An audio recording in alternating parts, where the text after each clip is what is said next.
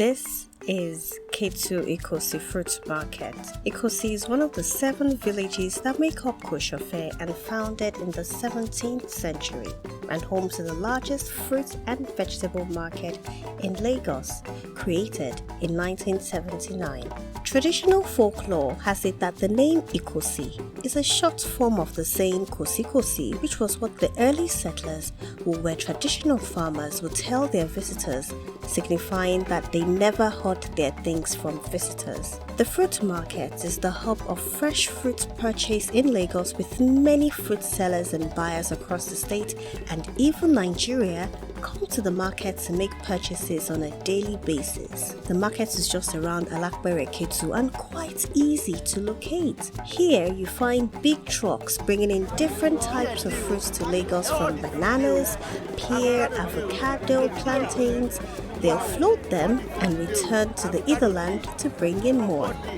There's, however, an irregular supply of electricity, leaving most of the fruits getting spoiled and rot, therefore ending up in the dump sites in the market. Over the years, the population in Lagos has skyrocketed and continued to grow. Lagos, the smallest state in Nigeria with the highest urban population and the most commercial city in Africa, is estimated with a population of over 15 million people, according to the World Population Review. Lagos contributes more than 13,000 tons of garbage a day, of which 50% is organic waste, and also contributes approximately 25% of the total waste generation in Nigeria, with dump sites emitting greenhouse gases such as methane, which urgently requires innovative and value-added means of managing Lagos waste, which in return can help to contribute to power generation for the state, in addition to other resources such as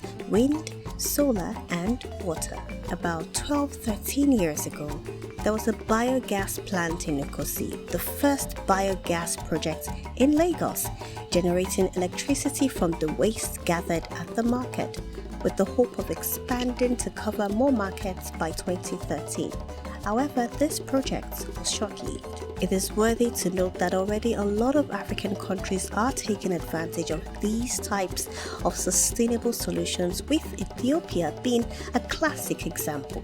Through their Ripi plant, which incinerates over 1,400 tons of waste every day, which is roughly around 80% of the country's rubbish, it supplies Addis Ababa with 30% of its household electricity needs. In Ibuleshoro community in Ondo State, there's a pilot biogas project built by the Federal College of Agriculture, Akure, Ondo State, and funded by the West African Agricultural Productivity Program.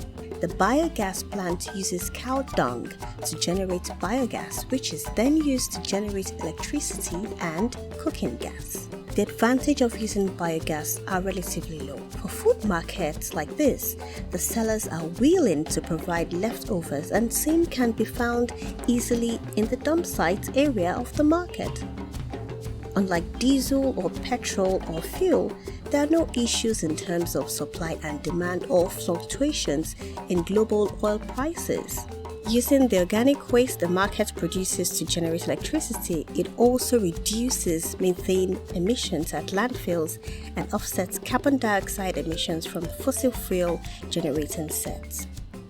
As Lagos thrives in becoming a mega city, a waste-derived energy raises unique interest because of the magnitude of its benefits to environmental protection and the socio-economic advancement. Because if there's one thing we have an abundance of in Lagos, it is waste.